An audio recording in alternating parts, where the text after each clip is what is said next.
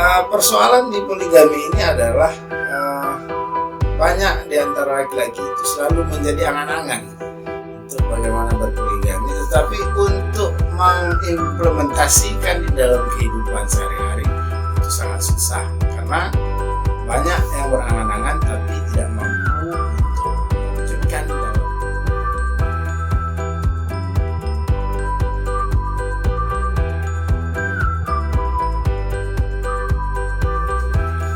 Assalamualaikum warahmatullahi wabarakatuh. Alhamdulillahirrahmanirrahim. Syukur kita kehadirat Allah Subhanahu wa Ta'ala, segala nikmat yang sudah diberikan kepada kita selama ini.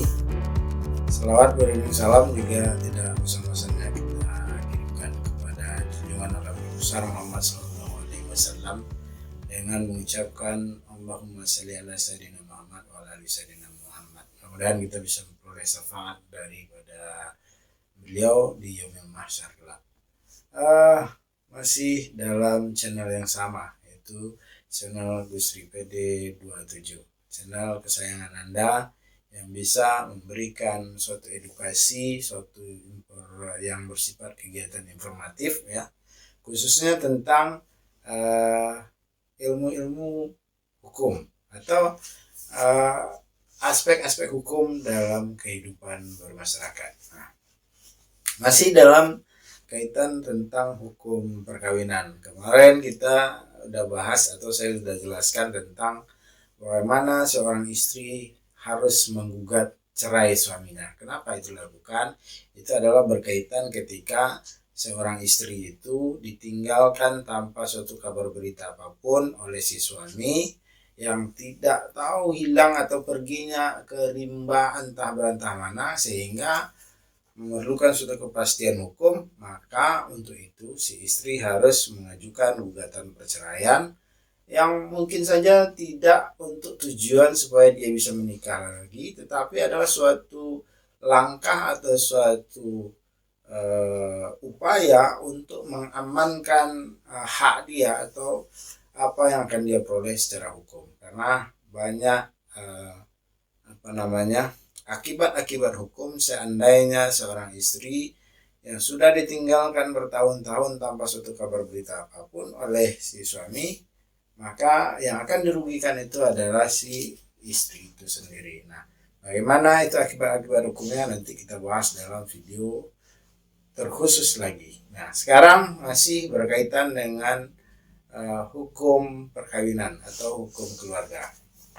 Nah, perkawinan adalah suatu perbuatan suci yang kalau di dalam Islam itu bisa menjadi 4 hukum kalau saya tidak salah ya. Ada bisa pernikahan itu menjadi wajib, menjadi sunnah, menjadi mubah, bisa menjadi haram. Nah, ini dalam sisi syariat Islam dalam fikih. Tetapi kita kali ini tidak membahas di dalam kerangka syariat Islam secara murni maksudnya. Tapi kita adalah membahas atau saya akan jabarkan tentang sisi hukum perkawinan ini ditinjau dari Undang-Undang Nomor 1 Tahun 1974 dan Peraturan Pemerintah Nomor 9 Tahun 1975 dan satu lagi adalah tentang atau segala sesuatu yang dimuat di dalam kompilasi hukum Islam. Nah, kali ini pembahasan kita adalah tentang poligami. Nah, poligami ini ada sesuatu hal yang sangat seksi untuk dibahas ya, sangat menarik untuk dibahas dan untuk dikuliti. Kenapa? Karena persoalan poligami ini adalah sesuatu yang didamba-dambakan oleh kaum Adam atau sebagian laki-laki di Indonesia. Tetapi poligami sini adalah poligami dalam konteks Islam yang kita bahas menurut kompilasi hukum Islam. Nah, lagi saya sekarang sedang memegang kompilasi hukum Islam. Persoalan di poligami ini adalah banyak di antara laki-laki itu selalu menjadi angan-angan untuk bagaimana berpoligami, tetapi untuk mengimplementasikan di dalam kehidupan sehari-hari itu sangat susah karena banyak yang berangan-angan tapi tidak mampu untuk mewujudkan dalam bentuk realita kehidupan. Nah, Kali ini saya akan memberikan suatu tips, suatu cara bagi sobat-sobat sekalian, para penonton channel Gusti PD27, bagaimana berpoligami yang aman secara hukum dan diakui dalam sistem hukum perkawinan di Indonesia. Nah, simak terus video ini, jangan sampai gagal paham, karena banyak orang hanya ingin melihat hasilnya, tetapi tidak ingin mengetahui bagaimana prosesnya, sehingga banyak yang gagal paham. Nah, poligami adalah suatu kondisi perkawinan yang dilakukan atau dilaksanakan dalam waktu bersamaan yang lebih dari satu istri. Nah, konsep poligami ini maksimal di dalam Islam itu diatur sampai hanya 4 orang istri dalam waktu bersamaan. Nah, bagaimana caranya? Ikuti channel ini. Saya akan memberikan petunjuk melakukan poligami secara sah menurut hukum yang ada di Indonesia. Nah, masalah poligami ini atau perkawinan lebih dari satu, kalau di dalam hukum atau di dalam kompilasi hukum Islam ini diatur mulai dari pasal 55 sampai dengan pasal 59. Nah, bagaimana poligami yang aman? Yang pertama kita lihat adalah pasal 55. Pasal 55 itu menyatakan beristri lebih dari 1 orang pada waktu bersamaan terbatas hanya sampai 4 orang. Jadi sampai 4 orang itu diakui oleh negara dan diakui dalam sistem hukum perkawinan Republik Indonesia.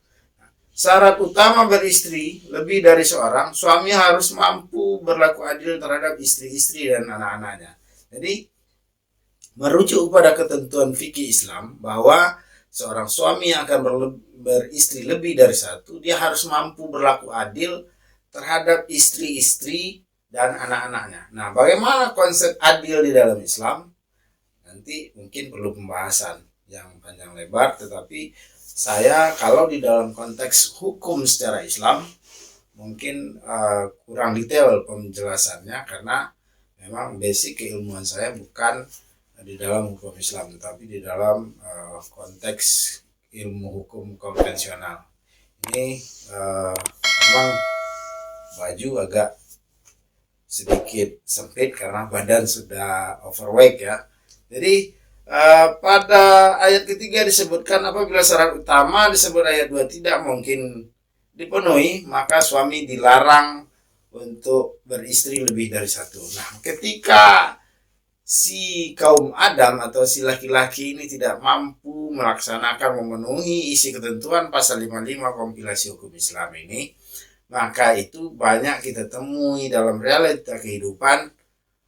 Ada keinginan tapi tidak mempunyai kemampuan, maka dilakukanlah secara mencuri-curi, namanya nikah siri. Nah, nikah siri ini sesuatu hal yang sangat merugikan sebenarnya bagi seorang kaum perempuan. Nah, saran saya jangan mau nikah siri bagi perempuan, karena itu adalah akan merugikan Anda secara hukum dan hak-hak yang akan Anda terima dari suatu lembaga perkawinan.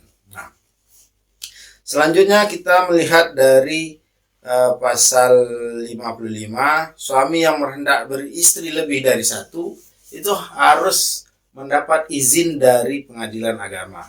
Nah, pengajuan permohonan izin itu berpedoman kepada pasal pada bab 8 Peraturan Pemerintah Nomor 9 Tahun 1975. Perkawinan yang dilakukan dengan istri kedua, tiga, dan keempat tanpa izin pengadilan tidak mempunyai kekuatan hukum. Nah, kembali ke tema bagaimana berpoligami secara aman, legal, dan diakui dalam sistem hukum Indonesia, maka ikuti syarat apa yang dianjurkan atau yang telah ditetapkan dalam pasal 55 kompilasi hukum Islam. Nah, kita lihat pada pasal 57. Pengadilan agama hanya memberikan izin kepada seorang suami yang akan beristri lebih dari seorang apabila ada 3 ketentuan syaratnya. Yang pertama, istri tidak dapat menjalankan kewajiban sebagai istri. Nah, mungkin dia karena kesibukan atau selain sebagainya dia tidak bisa menjalankan kodratnya sebagai seorang wanita untuk menjadi istri. Istri mendapat cacat badan atau penyakit yang tidak dapat disembuhkan. Nah, ini salah satu alasan untuk mengajukan izin perkawinan ke pengadilan agama. Yang ketiga, istri tidak dapat melahirkan. Jadi, bagi yang tidak punya keturunan, ini sebenarnya terbuka kesempatan untuk melakukan perkawinan lebih dari satu secara hukum dan diakui dalam sistem perkawinan Republik Indonesia. Nah, selanjutnya ada pasal 58 ya yang mengatur tentang harus ada persetujuan dari istri yang pertama atau istri sebelumnya. Dan adanya kepastian bahwa suami mampu menjamin keperluan dari hidup istri-istri dan anak-anaknya. Artinya, pengadilan agama sebagai wadah atau sebagai lembaga pemberi izin perkawinan lebih dari satu, ada syarat mutlak yang harus dipenuhi. Yang pertama, dia mampu berlaku adil terhadap istri-istri dan anak-anaknya.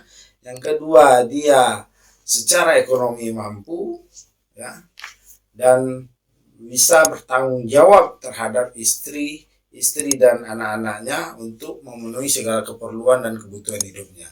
Yang penting sekali adalah harus ada izin dari istri yang pertama. Nah, inilah syarat atau cara aman dan berpoligami diakui secara hukum di Republik Indonesia. Mudah-mudahan ini bisa menjadi petunjuk atau bisa menjadi suatu pencerahan bagi sobat-sobat sekalian, bagi yang ingin menikah lebih dari satu, punya istri 2, 3, atau 4. Silakan ikuti apa yang diatur di dalam regulasi hukum Islam khususnya bagi orang-orang beragama Islam. Nah, mudah-mudahan apa yang disampaikan ini ada manfaatnya. Bila taufiq wal hidayah.